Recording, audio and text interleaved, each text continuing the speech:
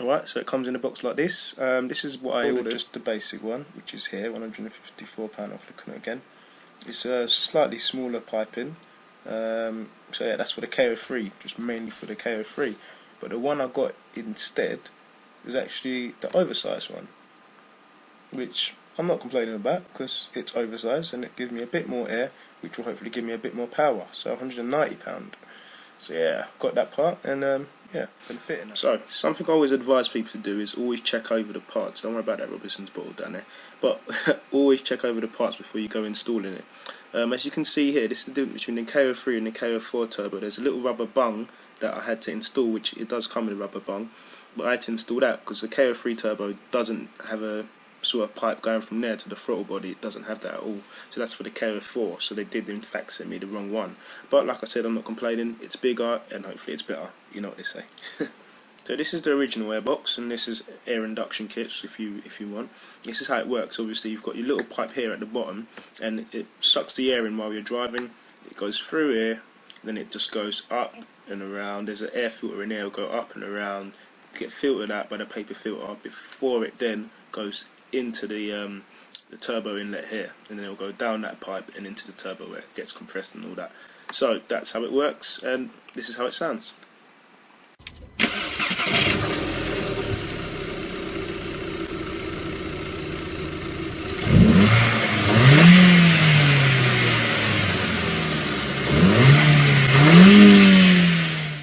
So there's two T20 screws that have to come out. There's one on this side there, and there's going to be one on the other side, symmetrical, just holding it in. Remove them two out and then just pull off the little pipe in there.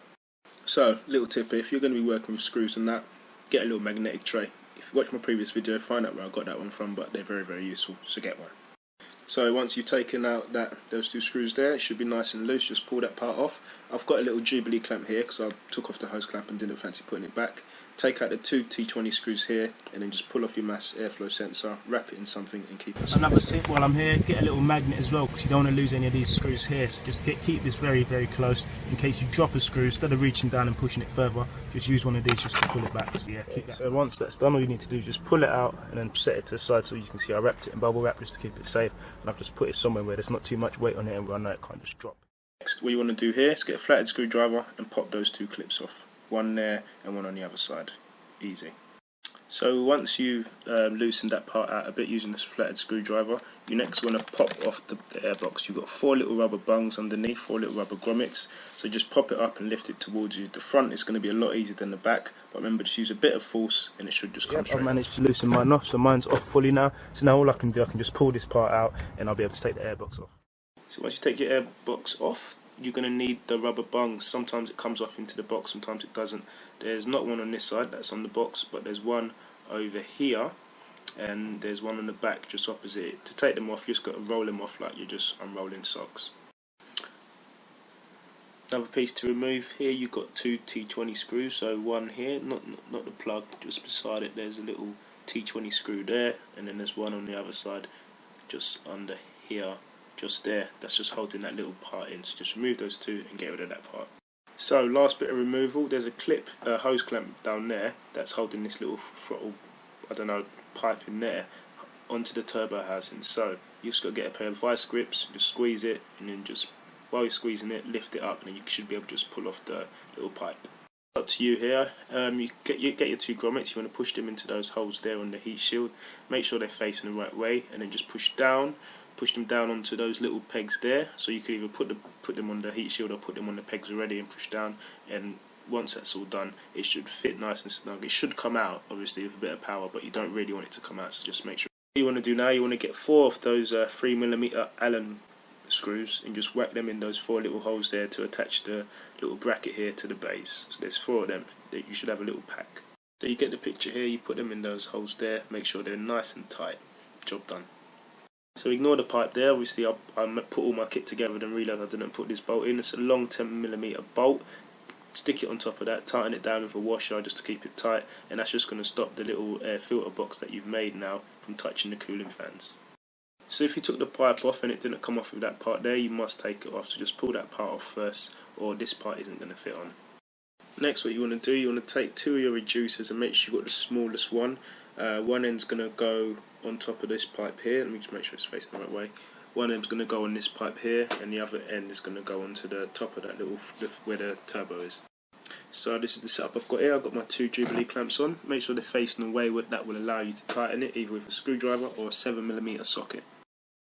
Alright, in terms of space and access, that was probably the hardest thing I had to do. So now the hard part's done, so obviously you can see in there I've managed to put my hose clamp on nice and tight. Make sure you're safe rather than be sorry, so give it a little tug. It shouldn't come up, it shouldn't move at all. So once that's done, move on. So make sure you've got the rubber bong on, make sure that you've tightened up that Jubilee clamp, make sure it's on nice and tight, and make sure you can't swing it around or swivel it. If you've got the KO4 turbo, then there's going to be a pipe that goes from there all the way down to the throttle body housing. If you haven't, then just stick on the bunk.